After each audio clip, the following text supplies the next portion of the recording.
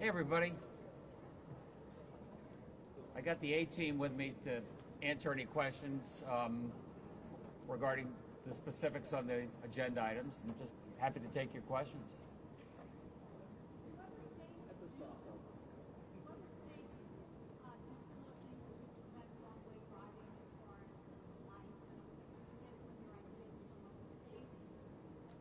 I'm going to pass that over to Garrett, but I just got to say it's shocking. You heard the descriptions in there. How this wrong-way driving is accelerating. What does that mean out there? Obviously, coming out of the pandemic, we saw a lot of people driving like a bat out of hell and some extreme driving behavior. We've got more state police and cops on the beat patrolling that. Do you want to talk, or Mark, about other states? Yeah. So we have been polling our sister states. We just had a conference here in Hartford from 16 northeastern states, and safety and wrong-way driving was a major topic of conversation. We're exchanging ideas. We're looking for best practices. Accidents are increasing across the country. Wrong-way driving seems to be following that. It's a bit of a mystery. The infrastructure hasn't changed in the past 3 years, but the rate of crashes has. So there's a number of factors at play here.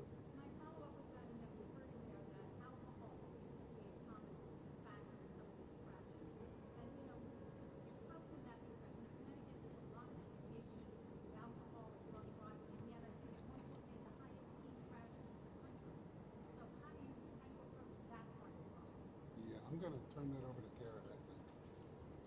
Yeah, so at the alcohol impairment it's increasing nationwide. So the National Highway Traffic Safety Administration has made this a top priority. They're increasing funding for enforcement activities. So at Connecticut DOT, we do fund law enforcement, DUI checkpoints, and other state highway patrol, as well as local law enforcement patrols to try and address the drinking behavior before people get behind the wheel. Governor, I haven't checked lately, but a year ago, state police traffic stops were non-existent, and I do have to say that I can't recall the last speed trap I drove by on Connecticut Interstate, which was close to New York, Massachusetts. But does that play into this?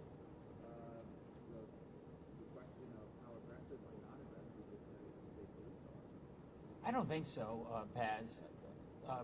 During the worst of COVID, a lot less driving and a lot less stops for reasons I think you can understand in terms of but over the last year, we've got the state police. They're beginning to, they're making the stops. We're patrolling, especially on Memorial Day and July 4th, those big weekends. I think you'll find there were plenty of infractions and plenty of stops, and we've got our police out there making sure we keep everybody safe. Governor, yesterday we got nationally a second quarter where GDP has declined as a rule of thumb. That's considered a sign of recession, but the nonpartisan, nonprofit, national business, the MBER hasn't, sort of the arbitrator of when is a recession hasn't weighed in. What do you think that means? What do you think it means? Look, the economists can fuss back and forth whether we're technically in a recession or not. What I care about is jobs.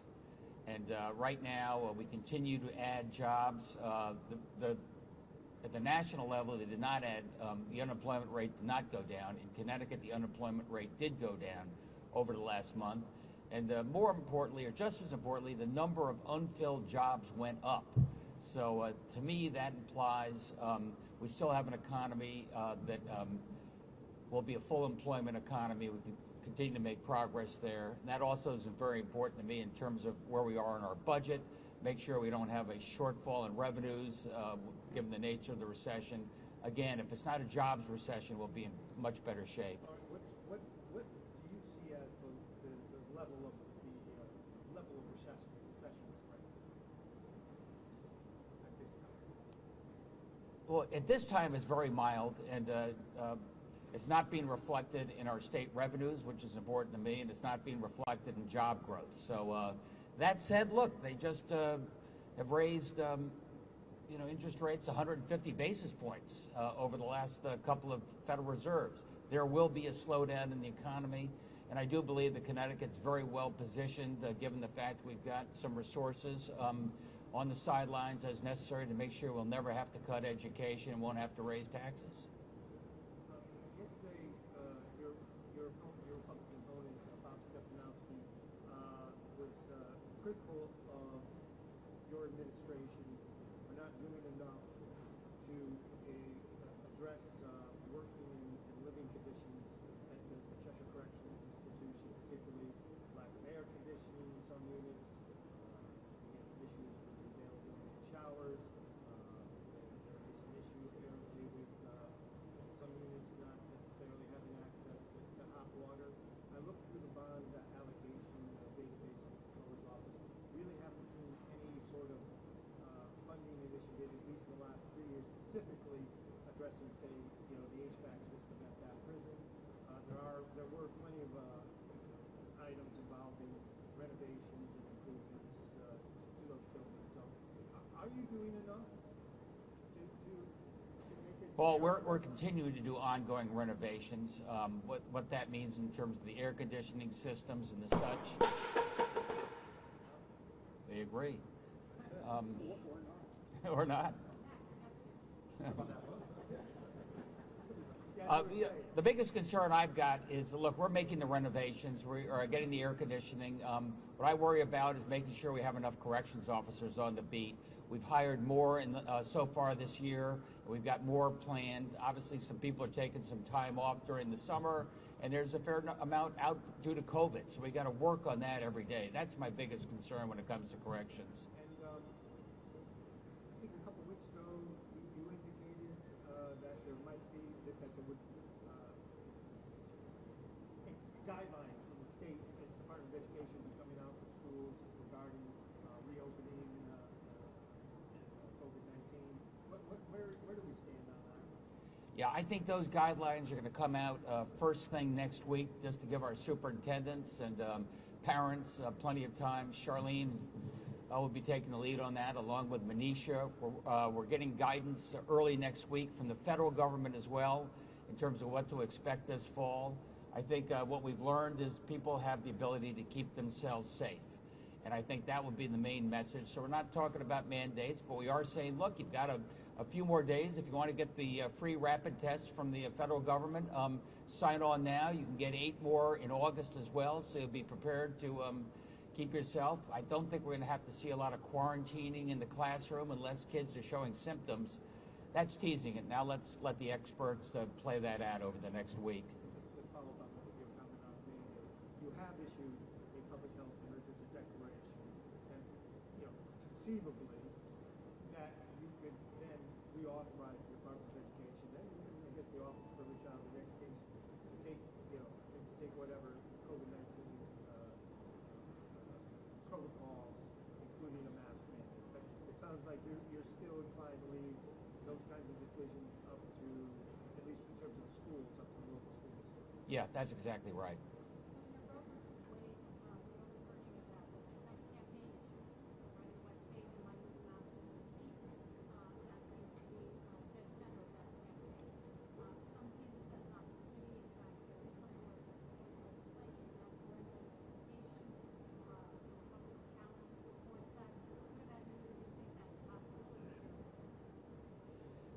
I don't.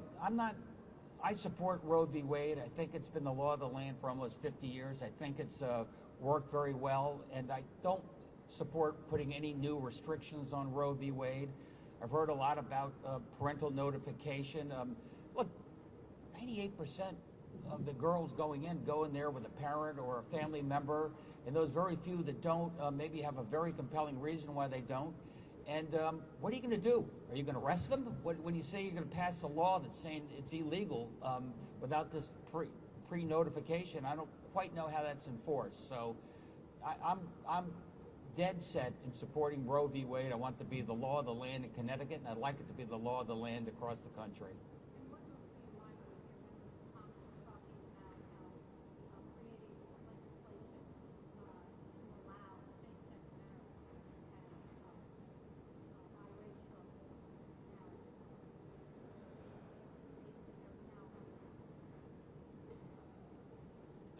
didn't exactly follow that question, but I can tell you I'm really proud of the fact that Connecticut was one of the very first states in the country to make sure that same-sex marriages could not be prohibited, was going to be law here and permitted.